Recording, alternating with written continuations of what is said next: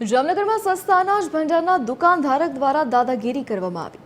ગરીબોનો હક છીનવાતો હોવાની ફરિયાદો જામનગરથી ઉઠવા પામી છે.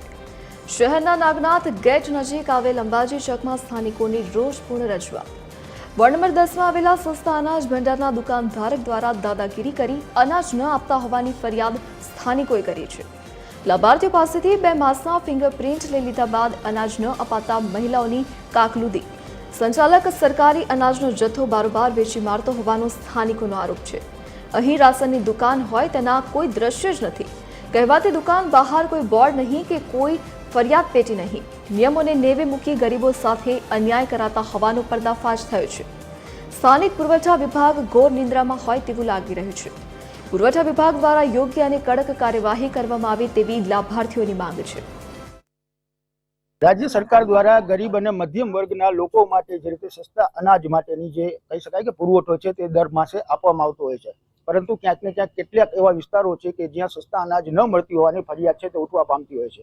પુરવઠા વિભાગ ક્યાંક ને ક્યાંક તો તપાસ કરતું હોય તેવા દાવા કરી રહ્યું છે, પરંતુ જામનગરનું એક એવું સ્થળ કે જે નાગનાથ નાકા વિસ્તારમાં આવેલી સસ્તા અનાજ ભંડારની દુકાન, આ માત્ર દુકાન છે જ નહીં, અહીં જે રીતે દુકાનમાં કોઈ પ્રકારના નિયમો છે તે નેવે મૂકી અને ક્યાંક ને ક્યાંક દુકાનદાર છે તે કામગીરી કરતા હોય અને અનાજનો ભંડાર છે તે લોકોને ન પુરવઠો પાડતા હોય તેવી ફરિયાદો છે તે ઉઠવા પામી છે.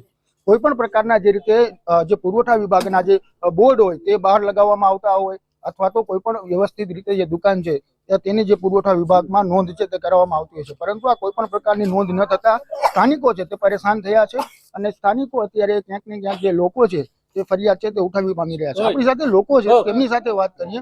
શું કહેશો તમે કે આ કયો વિસ્તાર છે અને અહીંયા શું સમસ્યા છે? આ વિસ્તાર વોર્ડ નંબર 10માં આવે અને આપણે એમ કહીએ કે નાગનાથ ગેટ પાસે એની દુકાન છે હિતેશભાઈની, હિતેશ કલારિયા કરીને છે. હું માનું છું ત્યાર સુધી છેલ્લા 1 મહિનામાં 15 તારીખે અંગૂઠા લઈ લીધા છે ભાઈએ, પણ મને એવી ફરિયાદ છે કે 2 નહીં પણ 3-4 મહિનાનું અનાજ નથી દીધું. એમ કે જે ઉપરથી નથી આવ્યું. ભાઈ ઉપરથી નથી આવતો કોણ તને ભગવાન આપે છે? ત્યાંથી તો તમે લઈ જ આવો છો પણ ગાયબ કરી દો છો એવું મારું માનવું છે. અહીંયા લગભગ 10 વર્ષથી લેવા આવી ગઈ અને 3-4 ધક્કા ખાવા પડે છે. અત્યારે 2 ફેર અંગૂઠા મરાવી લીધા છે, તે છતાંય અમને છે ને રાશન નથી મળ્યો. 5 મહિના રાશન અમને નથી મળ્યો સાહેબ. હું છે અહીંયાથી આવું છું, બેડીથી આવું છું, ધક્કા ખાઉં છું, 100 રૂપિયા ભાડો થાય છે મારો, તો મને છે ને રાશન નથી મળતું. આજે હું તીસારું જ આવી કે આજ દેવાના છે, તીસારું હું આવી છું. આજ તમે ત્યાં મને 100 રૂપિયા ભાડો થાય છે પણ અમને રાશન નથી મળતું. ને પરમ દિવસે તો પરમી ટેબલ માંથી ચડી દારૂ પીને કોકે ઘા કરી દીધી ને અમારી પરમિટ અહીંયા પડી છે, અમને ખબર બી નથી હવે ક્યાં છે.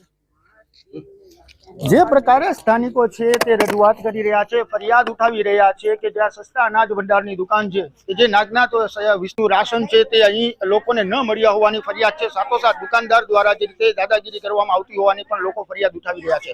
ત્યારે સ્થાનિક પુરવઠા તંત્ર દ્વારા આ મામલે ક્યાંક ને ક્યાંક જે કડક કાર્યવાહી છે તે કરવામાં આવે અને જે લાભાર્થીઓ છે તેમને તેમનો અનાજનો જથ્થો પૂરો પાડવામાં આવે તે જ હાલ તો ઈચ્છનીય છે. સલમાન ખાન, TV13 જામનગર.